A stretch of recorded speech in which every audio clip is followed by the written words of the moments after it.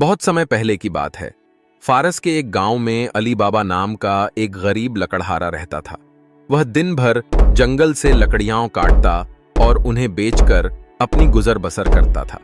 एक दिन जब वह जंगल में लकड़ी काट रहा था, उसने अचानक घोड़ों की टापों की आवाज सुनी। डरकर वह एक बड़े पेड़ के पीछे छिप गया।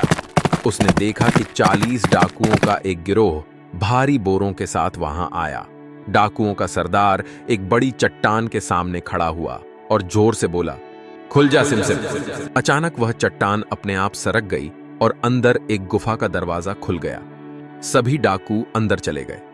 अली बाबा यह सब देखकर हैरान रह गया।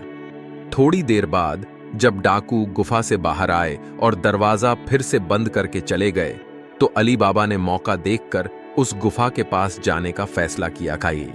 अली बाबा ने भी वही शब्द कहे, खुल जा सिमसिम। दरवाजा खुल गया और उसने अंदर जाकर देखा कि वहां सोने, चांदी, जवाहरात और बेशकीमती खजाने के ढेर लगे हुए हैं। उसकी आंखें चमक उठीं, लेकिन उसने लालच नहीं किया। उसने अपनी गठरी में थोड़ा सा सोना भरा और जल्दी से गुफा से बाहर आ गया। उसने गुफा का दरवाजा बंद किया और घर लौट आया। घर पहुंचकर उसने यह बात अपनी पत्नी को बताई। उसकी पत्नी बहुत खुश हुई, लेकिन साथ ही डर भी गई कि अगर डाकुओं को यह बात पता चल गई तो वे उन्हें मार डालेंगे। अली बाबा ने उसे इस राज को छिपाने के लिए कहा। उन्होंने उस सोने को अपने आंगन में गड्ढा खोदकर छिपा दिया। लेकिन अली बाबा का बड़ा भाई कासिम, जो लालची और स्वार्थी था, उनकी संपत्ति देखकर शक करने लगा। कासिम ने अली बाबा से खजाने का रहस्य उगलवा लिया। अगले ही दिन वह गुफा में गया। उसने कहा, खुल जा सिमसिम, और दरवाजा खुल गया।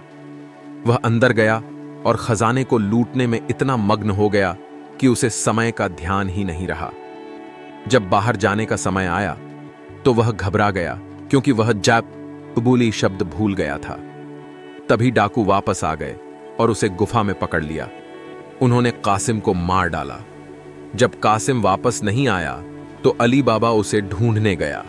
उसने गुफा में जाकर अपने भाई की लाश देखी। अली बाबा को बहुत दुख हुआ।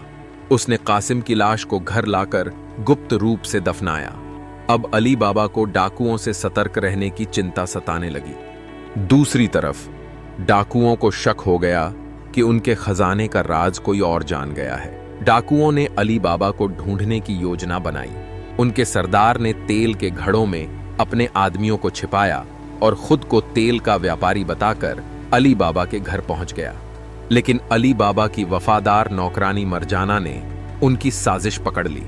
उसने गरम तेल लेकर उन घड़ों में डाल दिया, जिससे सभी डाकू मारे गए। डाकुओं के सरदार ने जब यह देखा कि उसकी योजना विफल हो गई है, तो वह खुद अली बाबा पर हमला करने पहुंचा। लेकिन मरजाना ने अपनी बुद्धिमानी और साहस से उसे भी मार डाला। अली बाबा ने मरजाना की बहादुरी की बहुत सराहना की और उसे अपना परिवार का हिस्सा बना लिया। अब अली बाबा और उसका परिवार सुरक्षित था। उन्होंने खजाने को अच्छे कामों में इस्तेमाल किया और गांव के लोगों की मदद की। अली बाबा ने अपनी सादगी और ईमानदारी बनाए रखी और कभी भी लालच नहीं किया। इस तरह अली बाबा की कहानी हमें सिखाती है कि साहस, बुद्धिमानी और ईमानदारी से किसी भी चुनौती का सामना किया जा सकता है।